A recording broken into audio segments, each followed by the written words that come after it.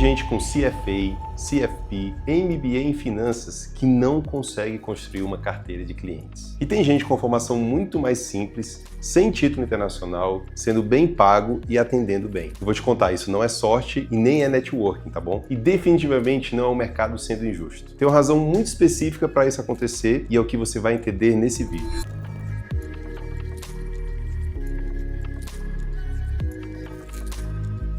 Se você está em transição de carreira para o planejamento financeiro ou já está tentando decolar como planejador, mas sente que algo trava a sua captação, esse vídeo é um mapa do que está acontecendo. Eu não estou aqui para te vender mais um curso ou te dizer que falta estudo. Eu vou te mostrar algo bem diferente. E aí eu quero aproveitar para te falar para seguir esse canal aqui, dar o like nesse vídeo, para esse vídeo poder chegar em mais pessoas que estão buscando a mesma coisa que você. Eu quero começar falando sobre a ilusão do conhecimento técnico. A maioria dos planejadores que está travado acredita que o problema é conhecimento.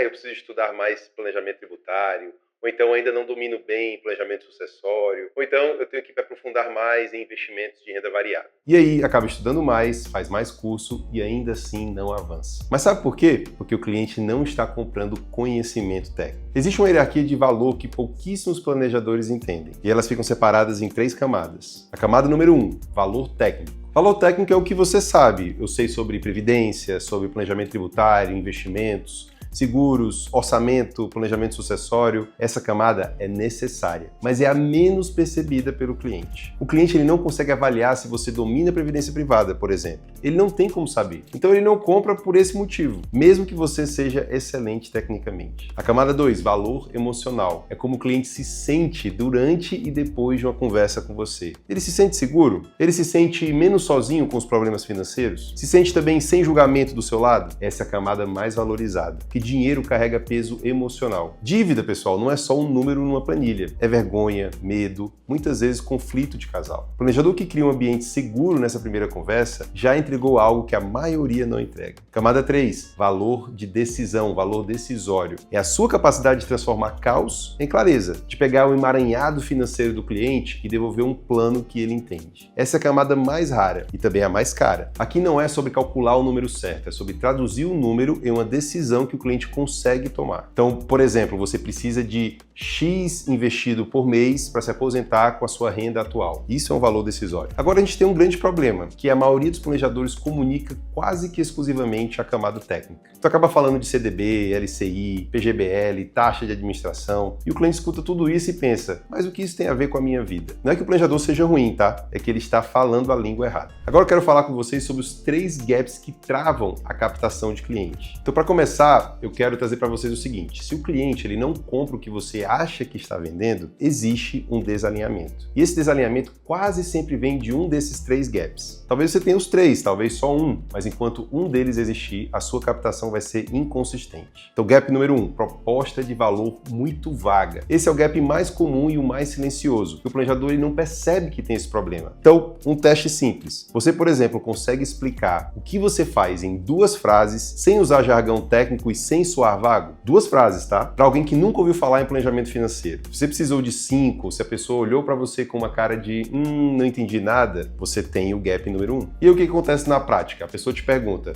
o que você faz? Numa conversa casual, por exemplo. E aí você responde algo como, eu sou planejador financeiro, trabalho com análise de ativos, análise orçamentária, alocação de portfólio e planejamento sucessório. Aí a pessoa faz um sorriso educado e muda de assunto. E isso não é porque o seu trabalho não tem valor, mas porque você não traduziu esse valor para a realidade dela. A proposta de valor funcional soa mais ou menos assim: eu ajudo famílias a entenderem para onde o dinheiro está indo e a construírem um plano que faça sentido para a vida que elas querem ter. Isso é concreto. E isso gera curiosidade, além de abrir uma nova conversa. Vamos para o gap número 2, a ausência de processo de diagnóstico. Aqui eu quero trazer exemplos concretos de como uma reunião sem estrutura parece na prática versus uma reunião com estrutura, como ela realmente acontece. Então vamos lá. Você já entrou numa conversa com um potencial cliente sem saber exatamente o que ia perguntar? Você foi conduzindo no improviso, tentando entender a situação financeira da pessoa, mas sem um fio condutor muito claro? Esse é o gap número 2. O problema não é que você não sabe o que fazer, é que cada cada conversa depende do seu estado, da sua intuição daquele dia. E aí às vezes a reunião até flui bem, mas às vezes você sai com a sensação de que não chegou a lugar nenhum. E o pior, o cliente percebe isso. Não no nível consciente dele, mas ele percebe quando a conversa não tem estrutura. Então, um processo diagnóstico bem feito faz algo muito específico. Ele cria uma experiência de clareza para o cliente antes mesmo de você entregar qualquer solução. A pessoa já sai da primeira reunião sentindo que ela foi vista, foi escutada e que alguém finalmente entendeu o quadro financeiro dela como um todo. Isso aí, por si só, já tem muito valor. E é isso que diferencia a primeira reunião de uma consulta qualquer. Um diagnóstico bem estruturado passa por entender os sonhos e objetivos do cliente e não só os números, mas o que ele quer construir na vida. Também mapear o que já foi realizado, identificar quais são as dívidas, o valor patrimonial, a proteção que ele tem e ao final devolver uma fotografia clara do momento atual. E aí você deixa de ficar no improviso e cria um processo. E processo gera confiança. Gap número 3, o cliente não sabe o que vai receber antes de fechar. Esse gap é sobre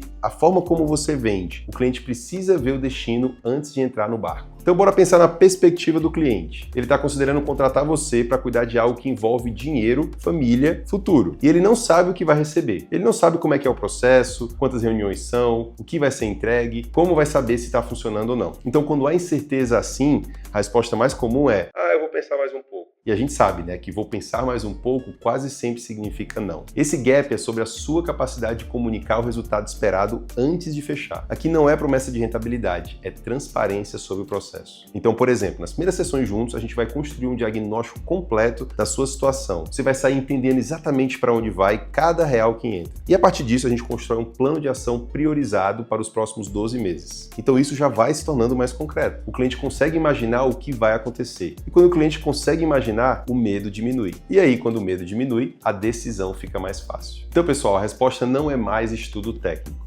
Se você se reconheceu em algum desses 3 gaps, o impulso natural é buscar mais conhecimento. Mas repara só, os 3 gaps não são gaps de conhecimento financeiro. Eles são gaps de método de atendimento, de estrutura de proposta e de prática aplicada. São coisas bem diferentes e a solução também é diferente. Agora, o que resolve o gap número 1? Método de comunicação. Uma proposta de valor não é uma frase que você decora, é o resultado de entender profundamente quem você atende e qual problema você resolve. Isso se constrói testando, ajustando, recebendo feedback. Mas, obviamente, tem uma estrutura para isso. Qual é o perfil do seu cliente ideal, qual é a dor central que ele carrega e qual é a transformação que você entrega. Quando você conecta esses 3 pontos, a frase vem naturalmente. Agora, o que resolve o gap número 2? Estrutura de sessões. O processo de diagnóstico precisa ser documentado. Cada sessão com o cliente precisa ter um objetivo claro, um conjunto de perguntas guia e uma entrega ao final. E aqui não é para engessar a conversa, tá? Mas para que você saiba onde está e para onde vai, independente do cliente que está na sua frente. Pode ser cliente endividado, cliente organizado,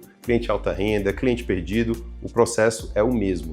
O que muda é o conteúdo, não a estrutura. Então, quando você tem isso, você para de torcer para a reunião dar certo, você de fato conduz a reunião. E o que resolve o gap número 3? Prática supervisionada. Comunicar resultado esperado é uma habilidade, e habilidade se desenvolve com prática e com feedback. Não adianta você ler sobre venda consultiva, por exemplo, você precisa simular, errar num ambiente seguro, ajustar a linguagem, testar com pessoas reais. É o mesmo princípio de qualquer profissão de alta performance. O médico faz residência, o advogado faz estágio, o piloto faz simulador. E o planejador financeiro, ele também precisa de prática supervisionada, principalmente antes de estar diante ali de um cliente real. Agora, voltando à pergunta do início. Por que alguém com CFA, CFP, MBA não consegue clientes e alguém com uma formação mais simples está indo bem? Porque esse segundo entende que o cliente não está comprando certificado. O cliente está comprando clareza, segurança e processo. E aí ele construiu com prática e com método a capacidade de entregar exatamente isso. Então, se você se reconheceu em um dos 3 gaps, proposta vaga, falta de processo de diagnóstico ou dificuldade em comunicar resultado, a notícia boa é que todos os 3 têm solução. E a solução não é estudar mais finanças, é construir